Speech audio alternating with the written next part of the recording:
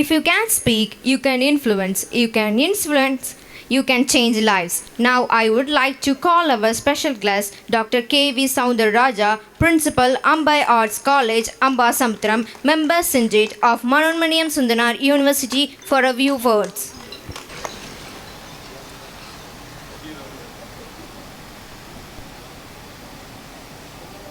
Christopher கலை அறிவியல் கல்லூரியினுடைய தலைவர் chairman doctor J Praveen Christopher,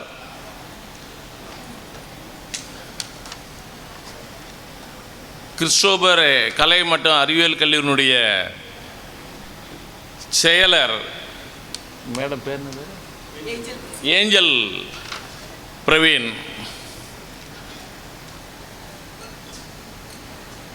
மற்றும் கல்லூரி குழு உறுப்பினர்களே,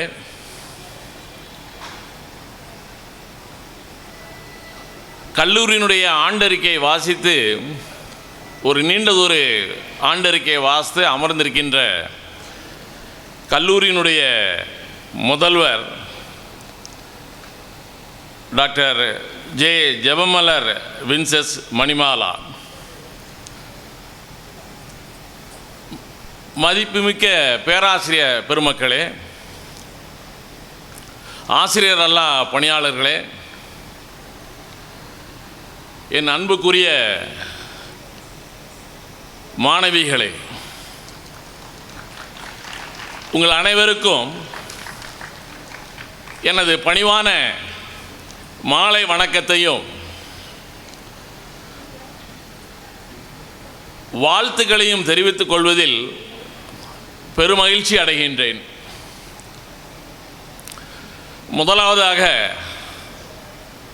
இந்த கல்லூரியினுடைய ஆண்டு விழாவிற்கு சிறப்பு விருந்தினராக அழைத்து பேசுவதற்கு ஒரு வாய்ப்பு கொடுத்த கல்லூரி நிர்வாகத்திற்கும், கல்லூரி முதல்வர், துணை முதல்வர், பேராசிரியர் பெருமக்கள் அனைவருக்கும் எனது நெஞ்சார்ந்த நன்றியை தெரிவித்துக் கொள்கிறேன். அன்பான மாணவிகளே,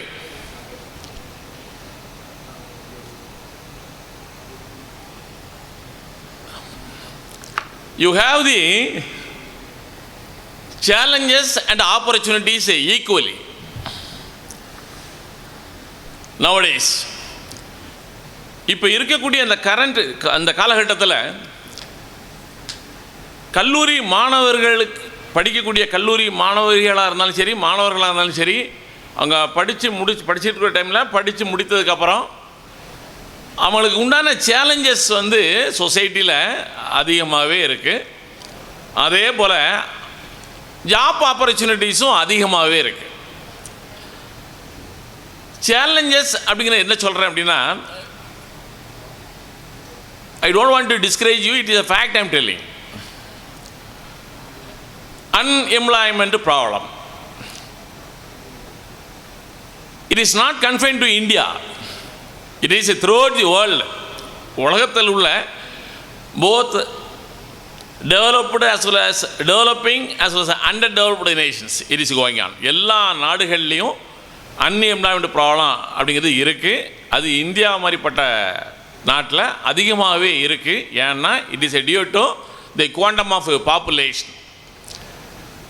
We will overtake China regarding the quantum of population in the months to come. வரக்கூடிய மாதங்களிலே நம்ம பாப்புலேஷனில் இன்டர்நேஷ்னல் லெவலில் நம்பர் 1 அந்த இடத்துக்கு வெரி சூன் நம்ம அச்சீவ் பண்ண போகிறோம். Sir, it is on one side. Government of India கொடுக்கக்கூடிய டேட்டா என்ன அப்படின்னா, ஒவ்வொரு வருடமும் இந்திய நாட்டில் உயர்கல்வியை முடித்து வெளிவரக்கூடிய மாணவர்களின் எண்ணிக்கை on average 88 lakhs. It was the data published by the government of India in the recent past, just 3 months back. ஆனால் ஆவரேஜ் 88 லட்சம் பேர் படிச்சுட்டு வெளியில் வர்றாங்க. இது வந்து மத்திய அரசாங்கம் கொடுக்கக்கூடிய டேட்டாவை தான் சொல்கிறேன். 88 லட்சம். It is nearing to 1 crore very zone. இதுவும் 1 கோடி அப்படிங்கிறத இன்னும் வெரி சோன் அதுவும் அச்சீவ், அந்த டார்கெட்டை போய் அச்சீவ் பண்ணிடும் 1 கோடி பேர். அப்போ என்னென்னா உங்களுக்கு ஒவ்வொரு வருடமும் உங்களுக்கு உண்டான போட்டி அதிகரித்து கொண்டே இருக்கும். It is increasing every year. ஒவ்வொரு வருஷமும் உங்களுக்கான வந்த போட்டி அடிஷ்னலாக ஒவ்வொரு வருஷமும் 1 கோடி பேர் உங்களுடைய போட்டியில் கலந்துக்கிடுவாங்க. அப்போ there is stiff competition not only in India but also at global level. International லெவலில் வந்து இந்த ப்ராப்ளம் வந்து சேலஞ்சஸ் அப்படிங்கிறது எல்லாருக்கும். ஏன்னா உலகத்தில் இருக்கக்கூடிய அனைத்து மாணவ மாணவியர்களுக்கும் இருக்கக்கூடிய அந்த பிரச்சனைகள் வந்து it is on one side. அதில் நம்ம மீண்டு வரணும், அதுக்கு நம்ம தயாராகணும். இப்போ உள்ள எக்கனாமி என்னென்னா நாலேஜ் பேஸ்டு எக்கனாமி. எந்த அளவுக்கு உங்களுக்கு நாலேஜ், ஒரு அவுட்ஸ்டாண்டிங் நாலேஜ், எந்த அளவுக்கு எக்ஸலாக நீங்கள் வந்து எதுலேயும் பெர்ஃபார்ம் பண்ணுறீங்க அப்படின்னா you will get a job. Whether in private sector or government sector, whatever it may be. அரசாங்கம் கொடுக்கக்கூடிய புள்ளி விவரப்படி நீங்கள் பார்த்தீங்கன்னா இந்தியாவில் கார்பரேட் கம்பெனிஸில் மட்டும் 30 லட்சம் பேர் இப்போ வேலை பார்த்துக்கிட்டு இருக்கிறாங்க. நான் கவர்மெண்ட் டிபார்ட்மெண்ட்ஸில் வேலை பார்க்குறவங்கள சொல்லலை, கார்பரேட் கம்பெனிஸில் 30 லட்சம் பேர் வேலை பார்த்துக்கிட்டு இருக்கிறாங்க. இன்டர்நேஷ்னல் லெவலில் பார்த்தீங்கன்னா யூஎஸில் மட்டும் நம்ம இந்தியாவில் படித்த engineering students both gents as ladies 5 lakhs மேலே அங்கே வேலை பார்த்துக்கிட்டு இருக்கிறாங்க. What about the other nations? அதனால் இந்த மாதிரிப்பட்ட வாய்ப்புகள் வந்து அதிகமாகவே வந்து இருக்குது. இந்த வாய்ப்புகள்லாம் எப்போ நமக்கு கிடைச்சிது அப்படின்னா, எப்போ இந்திய நாடு வந்து புதிய பொருளாதார கொள்கையில் வந்து நம்ம அக்ரிமெண்ட்டில் நம்ம சைன் பண்ணமோ, எப்போம்னா since the new economic reforms initiated as well as implemented by the government of India during the regime of Narasimha Rao Prime Minister இருக்கக்கூடிய டைமில், மன்மோகன் சிங், டாக்டர் மன்மோகன் சிங் வந்து ஃபைனான்ஸ் மினிஸ்டராக இருக்கக்கூடிய டைமில் 1991 தான் நம்ம புதிய பொருளாதார கொள்கையில் வந்து நம்ம வந்து பார்ட்டிசிபேட் பண்ணுறோம், அந்த அக்ரிமெண்ட்டில் வந்து சைன் பண்ணுறோம். புதிய பொருளாதார கொள்கைனா என்ன அப்படிங்கிறது காலேஜ் ஸ்டூடெண்ட்ஸுக்கு, அது பர்டிகுலராக காமர்ஸு பிபிஏ ஸ்டூடெண்ட்ஸு எல்லா ஸ்டூடெண்ட்ஸுக்குமே யூ ஷுட் நோ இட். யாரும் கேட்டாங்க, கிராமப்புறங்களில் நகர்ப்புறங்களில் உங்கள் நெய்பர்ஸ் யாரும் கேட்டாங்கன்னா you must be in a position to tell something. அதெல்லாம் 5000 பக்கம் 10,000 பக்கம் இருக்குது, தேவையில்லை. ஒரு 4 பாயிண்ட் தான். ஃப்ரீ மூமெண்ட் ஆஃப் லேபர், எல்பிஜின்னு சொல்லுவாங்க, லிபரலைசேஷன், ப்ரைவேட்டைசேஷன், குளோபலைசேஷன் சொல்லி எல்பிஜின்னு சொல்லுவாங்க. அது சுருக்கமாக 4 வரிதாம்மா. யார் கேட்டாலும் நீங்கள் ஸ்ட்ராங்காக பதில் சொல்லலாம். Free movement of labour from one nation to another nation. Free trade, you can start the trade, you can start the industry anywhere else in the world. உலகத்தில் எந்த மூலை முடுக்கிலையும் நீங்கள் வந்து இண்டஸ்ட்ரி வந்து ஸ்டார்ட் பண்ணலாம், எந்த ட்ரேடிங் ஆக்டிவிட்டியும் ஸ்டார்ட் பண்ணலாம். Free movement of labour. அதுக்கப்புறம் எஜுகேஷன், எங்கே வேணாலும் நீங்கள் போய் படிக்கலாம். இப்போ நீங்கள் வருஷம் பார்த்தீங்கன்னா லட்சக்கணக்கான பேர் ஃபாரினில் போய் படிச்சுட்டு இருக்கிறாங்க. அப்போ படிக்கிறதா இருந்தாலும் சரி, வேலைவாய்ப்பாக இருந்தாலும் சரி, ஒரு ட்ரேடிங் ஆக்டிவிட்டிங்க ஸ்டார்ட் பண்ணுறதா இருந்தாலும் சரி, ஒரு இண்டஸ்ட்ரியை ஸ்டார்ட் பண்ணுறதா இருந்தாலும் சரி, அல்லது ஒரு டெக்னாலஜியை ட்ரான்ஸ்ஃபர் பண்ணுறதா இருந்தாலும் சரி, எல்லாமே இப்போ எல்லாம் ஃப்ரீ பண்ணியாச்சு. யார் வேணாலும் எங்கே வேணாலும் போய் இன்வெஸ்ட்மெண்ட் பண்ணலாம், எந்த நாட்டுக்கு வேணாலும் போய் வேலை பார்க்கலாம். அப்படிங்கிற அந்த 1991 நியூ எக்கனாமிக் ரிஃபார்ம்ஸ் வந்ததுக்கு அப்புறம் தான் இன்டர்நேஷ்னல் லெவலில் லட்சக்கணக்கான பேர், இந்தியாவிலையும் சரி அதர் கண்ட்ரீஸும் சரி, லட்சக்கணக்கான பேர் இப்போ வேலை பார்த்துக்கிட்டு இருக்கிறாங்க. அதனால் உங்களுக்கு நல்லா பெர்ஃபார்ம் பண்ணக்கூடிய ஒரு ஆற்றலை நீங்கள் வந்து நல்லா வச்சுக்கிட்டீங்கன்னா you will get a job வந்து அதெல்லாம் இப்போ வந்து you have the plenty of opportunities. ஏன்னா ஒரு 40-30 வருஷத்துக்கு முன்னாடி வந்து ஆப்பர்ச்சுனிட்டிஸ் ரொம்ப அதிகமாக ஒன்றும் கிடையாது. ஆனால் இப்போ ஆப்பர்ச்சுனிட்டிஸ் நல்லா இருக்குது. அந்த ஆப்பர்ச்சுனிட்டிஸை வந்து நீங்கள் தான் என்ன பண்ணிக்கணும்னா பயன்படுத்திக்கிடணும். முதல்ல அதை சொல்ல வர்றேன். முதல்ல சேலஞ்சஸ் ஒரு பக்கம், it is on one side. another side you have the plenty of opportunities in getting a job. It is not confined to India. இன்டர்நேஷ்னலில் எந்த நாடுகளில் வேணாலும் நீங்கள் வேலைக்கு போகலாம், படிக்க போகலாம், வேலைகளுக்கு போகலாம். இந்த மாதிரி இருந்த வாய்ப்புகள் நிறையா வந்தாச்சு. தன்னை you have to equip your self, உங்களை நீங்கள் வளர்த்துக்கிடணும், அவ்வளோதான். இது ஒரு பக்கம். அடுத்து நான் என்ன சொல்ல வர்றேன்னா, நமக்குன்னு ஒரு ஆப்ஜெக்டிவ் இருக்கணும். படிக்கக்கூடிய டைமில்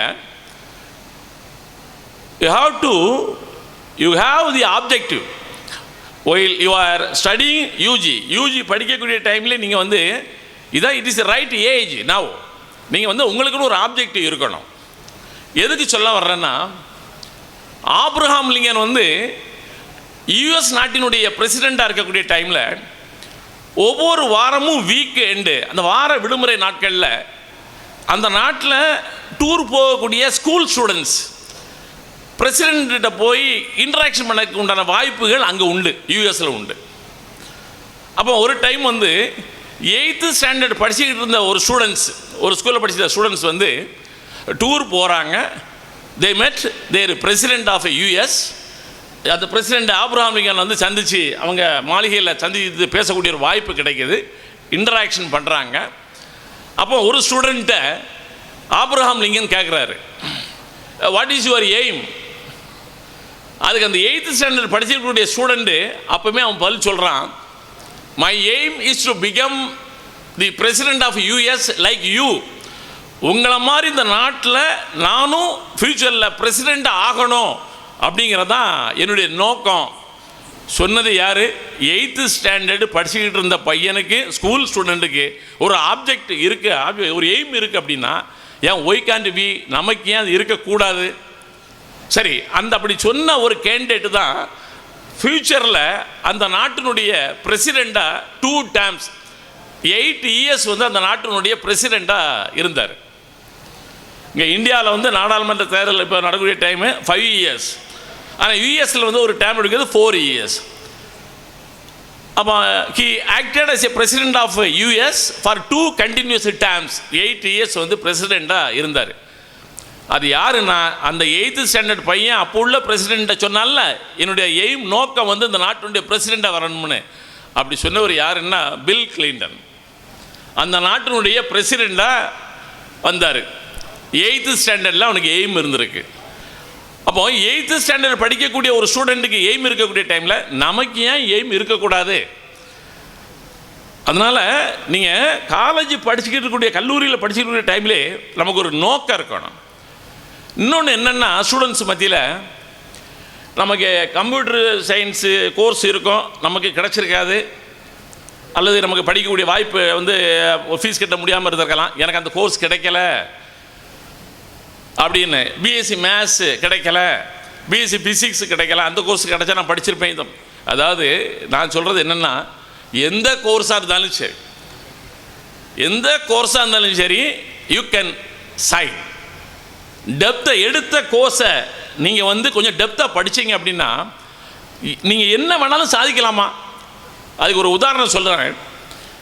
இப்போ தமிழ்நாடு எலெக்ஷன் கமிஷனராக இப்போ ஒரு வாரத்துக்கு முன்னாடி ஜோதி நிர்மலா ஐஏஎஸ்ன்னு ஆகியிருக்கிறாங்க. அவங்க தான் தமிழ்நாடு எலெக்ஷன் கமிஷனராக இப்போ 1 week முன்னாடி, அதுக்கு முன்னாடி பத்திரிகை பதிவுத்துறையினுடைய செயலராக இருந்தாங்க ஜோதி நிர்மலா ஐஏஎஸ். அவங்க ஆக்சுவலாமா நாகர்கோவில் எஸ்டி ஹிந்து காலேஜில் நான் ஒர்க் பண்ணக்கூடிய டைமில் அந்த மாவட்ட கலெக்டராக அவங்க இருக்கக்கூடிய அந்த நேரத்தில் கல்லூரியினுடைய ஆண்டு விழாவில் இதே போல் கெஸ்ட்டாக வந்து பேசினாங்க. அப்போ அவங்க ஸ்டூடெண்ட்ஸ்க்கு சொன்ன விஷயத்தை தான் நான் எப்போதும் ஸ்டூடெண்ட்ஸ்க்கு முன்னாடி அட்ரஸ் பண்ணக்கூடிய வாய்ப்பு கிடைக்கக்கூடிய டைமில் அதை அவங்க சொன்ன மேட்டரை எனக்கு வந்து ரெகுலராக அதை வந்து ஸ்டூடெண்ட்ஸ்க்கு நான் வந்து அதை கன்வே பண்ணணும்னு நினப்பேன். அப்போ அவங்க சொன்ன வார்த்தை என்னென்னா, எல்லோரும் என்ன ஐஏஎஸ்ஸாக பார்க்குறீங்க, இந்த மாவட்ட கலெக்டராக பார்க்குறீங்களே தவிர நான் என்ன படிச்சிருக்கிறேன் அப்படிங்கிறது உங்களுக்கு தெரியுமான்னு கேட்டாங்க. நான் என்ன படிச்சிருக்கிறேன் உங்களுக்கு யாருக்காவது தெரியுமா? ஜோதி நிர்மலா ஐஏஎஸ் வந்து என்ன படிச்சிருக்காங்கன்ட்டு, என்ன படிச்சிருந்தாங்கன்னா பிஏ ஹிஸ்ட்ரி. இந்த கல்லூரியிலையும் பிஏ ஹிஸ்ட்ரி இருக்குன்னு சொல்லி சொன்னாங்க, தமிழ் மீடியம் இருக்குன்னு சொல்லி சொன்னாங்க. அவங்க படித்தது வந்து பிஏ ஹிஸ்ட்ரி, வரலாறு. அவங்க பிஏ ஹிஸ்ட்ரி 3 years டிகிரி முடித்ததுக்கு அப்புறமா தமிழ்நாடு பப்ளிக் சர்வீஸ் கமிஷன் 1லிருந்து 8th வரைக்கும் இருக்குது. 8 விதமான எக்ஸாமினேஷன் இருக்குது. முதல்ல அதை தெரிஞ்சுக்கோங்க. 8 விதமான டிஎன்பிசி குரூப் 1லேருந்து குரூப் 8 வரைக்கும் 8 விதமான எக்ஸாமினேஷன்ஸ் இருக்குது. அதில் அந்த அம்மா குரூப் 4th எக்ஸாமினேஷன் எழுதியிருக்கிறாங்க. கிளரிக்கல் கேடரில் பாஸ் பண்ணியிருக்கிறாங்க. அரசு துறையில் ஒரு கிளார்க்காக வந்து 1 year வேலை பார்த்துருக்குறாங்க. அந்த வேலை பார்த்துக்கிட்டு இருக்கிற டைம்லேயே அவங்க ஒரு 1 or 2 yearsக்கு அப்புறம் group 1 Tamil Nadu public service commission group 1 examination எழுதியிருக்கிறாங்க. என்னென்னா எந்த ஒரு எக்ஸாமினேஷன் எழுதுறதுக்கும் மினிமம் வந்து டிகிரி இருந்தாலே போதும். அப்போ ஃபஸ்ட்டு குரூப் 4th எக்ஸாம் எழுதி பாஸ் பண்ணி கிளார்க்காக ஜாயின் பண்ணியிருக்கிறாங்க ஒரு அரசு துறையில். சப்சிக்வெண்ட்டாக குரூப் 1 எக்ஸாமினேஷன் எழுதி அவங்க ஆர்டிஓ பாஸ் பண்ணி கன்னியாகுமரி மாவட்டத்தில் ஆர்டிஓவாக ஜாயின் பண்ணுறாங்க. தென் எகைன் ஒரு 5-7 yearsக்கு அப்புறம் after expiry of 7 years she promoted as the DRO district revenue ஆஃபீஸராக ஆகிறாங்க. அதுக்கப்புறம் ஒரு 7 yearsக்கு அப்புறம் கன்ஃபர்ட் ஐஏஎஸ் ஆகி அதே மாவட்டத்துக்கு திரும்ப கலெக்டராக வந்தாங்க. அதனால் எதுக்கு சொல்ல வரேன்னா, எந்த குரூப் எடுத்து படிக்கிறோமோ அதில் நம்ம டெப்த்தாக நம்ம கொஞ்சம் கான்சன்ட்ரேஷன், ஒரு டிட்டர்மினேஷனோடி, ஒரு இன்வால்மெண்ட்டோடி எடுத்து படித்தோம்னா நீங்கள் what you want to achieve you can achieve. எதை நீங்கள் அடையணும்னு நினைக்கிறீங்களோ அதை வந்து நீங்கள் வந்து அச்சீவ் பண்ணலாம். அதனால் அதில் இந்த கோர்ஸு கிடைக்கல, அந்த கோர்ஸு கிடைக்கல, அது இருந்தால் படிச்சிருப்பேன், இது இருந்தால் படிச்சிருப்பேன், அந்த மாதிரிப்பட்ட அந்த எண்ணங்கள் இருக்கக்கூடாது ஸ்டூடெண்ட்ஸுக்கு. அடுத்த விஷயம் என்னென்னா, ஒரு இன்ஃபீரியாரிட்டி காம்ப்ளெக்ஸ். நம்மளால் வந்து படிக்க முடியாது, நம்மளால் எக்ஸாமினேஷன் வந்து நம்ம நல்லா எழுத முடியாது, நம்மளால் நல்ல மார்க் வாங்க முடியாது, நம்மளால் யூனிவர்சிட்டி ரேங்க் போக முடியாது, நம்மளால் கவர்மெண்ட் எக்ஸாமினேஷன் எழுதி பாஸ் பண்ண முடியாது, இந்த மாதிரிப்பட்ட அந்த இன்ஃபீரியாரிட்டி காம்ப்ளெக்ஸை வந்து கம்ப்ளீட்டாக வந்து அவாய்ட் பண்ணணும். ஏன் சொல்ல வர்றேன்னா, நீங்கள் படிக்கக்கூடிய ஸ்டூடெண்ட்ஸ் எல்லாருக்கும் இப்போ வந்து you are just like seeds now. இப்போ நீங்கள் எல்லாமே ஒரு விதைகள் தான். அந்த விதைகளாக இருக்கக்கூடிய டைமில் அதனுடைய ஈல்டு என்னன்னு தெரிய வருமா? தெரியாது. அந்த விதையை விதைச்சி அது வந்து நம்ம ஈல்டாக கிடைக்கிறதுக்கு இட் வில் டேக் டைம். 6 மாதம் ஆகலாம், 2 வருஷம் ஆகலாம், அல்லது இது வந்து 4 years 5 years ஆகலாம். அதனால் எந்த விதையில் அதில் என்ன ஈல்டு கிடைக்கும், அதில் என்ன அப்படிங்கிறது, என்ன அவுட்புட் கிடைக்கும் அப்படிங்கிறது முன்னக்கூட்டியே யாருக்காவது தெரியுமா? தெரியறதுக்கு வாய்ப்பு கிடையாது. Everybody has is inherent talents. ஒவ்வொருக்கும் கடவுள் வந்து நமக்கு வந்து ஒவ்வொரு திறமையை நமக்கு படைச்சிருக்கலாம். அந்த திறமையை வந்து நம்ம பயன்படுத்திக்கிறத பொறுத்த இருக்க தவிர நம்ம அதை பயன்படுத்தாமல் இருந்துக்கிட்டு நம்மளால் முடியலை அப்படிங்கிற அந்த எண்ணம் இருக்கக்கூடாது. எதுக்கு சொல்கிறேன்னா, உங்களால் எல்லாரும் ஒவ்வொருத்தருக்கும் ஒரு திறமை இருக்கும். இப்போ நீங்கள் அகடமிக் ஆக்டிவிட்டீஸை ரீட் பண்ணாங்களா பிரின்சிபால் மேடம், எவ்வளவு விஷயங்கள் இந்த 1 yearல நடந்திருக்கு இந்த கல்லூரியில், எவ்வளவு ஸ்டூடெண்ட்ஸ் அதில் பார்ட்டிசிபேட் பண்ணியிருக்கிறாங்க. அதனால் ஸ்டூடெண்ட்ஸுக்கு வந்து ஒன்று அகடமிக் ஆக்டிவிட்டியாக இருக்கலாம், அல்லது ஸ்போர்ட்ஸ் ஆக்டிவிட்டியாக இருக்கலாம். எதாக இருந்தாலும் சரி, எதில் உங்களுக்கு விருப்பம் இருக்குது, எதில் உங்களை கான்சன்ட்ரேட் பண்ண முடியும், எதில் உங்களை டெவலப் பண்ணிக்கிற முடியும் அப்படிங்கிற உங்களுக்கு தெரியும். நான் என்ன பொறுத்தவரையிலமா, நான் எம்காம் படிக்கும்போது தான் நான் காலேஜ் வாத்தியாராக போகணுன்னு நான் எய்ம் பண்ணது. பிகாம் படிக்கிற வரைக்கும் நான் வந்து I was only an average student. ஏன்னா எம்காம் படிக்கும்போது தான் செமினார் அப்படிங்கிறது it was a compulsory on those days. 86-88 நான் எம்காம் படிக்கும்போது எல்லா சப்ஜெக்ட்டுக்கும் செமினார் உண்டு. அந்த செமினாருக்கு 10 marks உண்டு, ஒவ்வொரு சப்ஜெக்ட்டுக்கும் ஒவ்வொரு செமஸ்டருக்கும். என்னுடைய பேராசிரியர்கள் தான் நம்மளை வந்து அந்த செமினாரில் வந்து நம்மளை மோட்டிவேட் பண்ணாங்க. அதுக்கப்புறம் தான் நம்ம வந்து காலேஜ் ப்ரொஃபஸராக போயிடணும் அப்படிங்கிற அந்த எண்ணம் வந்து இப்போ உங்கள் முன்னாடி நான் பேசிகிட்டு இருக்கிறேன். அப்படின்னா அந்த எம்காமில் நான் எடுத்த முயற்சி, நான் எடுத்த பயிற்சி. அதனால் எதை வேணாலும் நீங்கள், நம்மளும் ஒரு கிராமப்புறத்தை சார்ந்தவன் தான். நானும் ஏதோ பெரிய மதுரை, திருநெல்வேலி, கோயம்புத்தூர் சரி சிட்டி சைடில் நான் ஒன்றும் பிறந்து வளரல. I was also from the village. I studied primary as well as high school in my own village. அதுக்கப்புறம் தான் சங்கரன் சைக்கிளில் ஒரு 6 கிலோமீட்டர் 12 கிலோமீட்டரு காலேஜுக்கு அதே சங்கரன் பக்கத்தில் தான், அதுக்கு ஒரு 12 கிலோமீட்டர் சைக்கிளில் போய் தான் படித்து இது மாதிரி வந்திருக்கிறோம். அதனால் ஒரு கிராமத்தில் இருக்கக்கூடிய நான் படித்து வளர்ந்தவன் இன்றைக்கி ஒரு கல்லூரியினுடைய பேராசிரியராக 28 வருஷம், ஒரு கல்லூரியுடைய முதல்வராக எய்டட் காலேஜில் 4 years இருந்திருக்கிறேன். இன்னும் அடுத்து 2 years எனக்கு வந்து இன்னும் சர்வீஸ் இருக்குது. பல்கலைக்கழக ஆட்சி மன்ற குழு உறுப்பினராக நான் வந்து இப்போ செலக்ட் ஆகிருக்கேன். 1.5 வருஷம் முடிஞ்சது, இன்னும் 1.5 வருஷம் இருக்குது. ஒரு கிராமத்தில் படித்த எனக்கு இந்த மாதிரி கல்லூரி பேராசிரியராக, ஒரு கல்லூரி முதல்வராக, பல்கலைக்கழகத்துடைய ஆட்சி மன்ற குழு உறுப்பினராக வர முடியும் அப்படின்னா உங்களால் ஏன் முடியாது? முடியும்.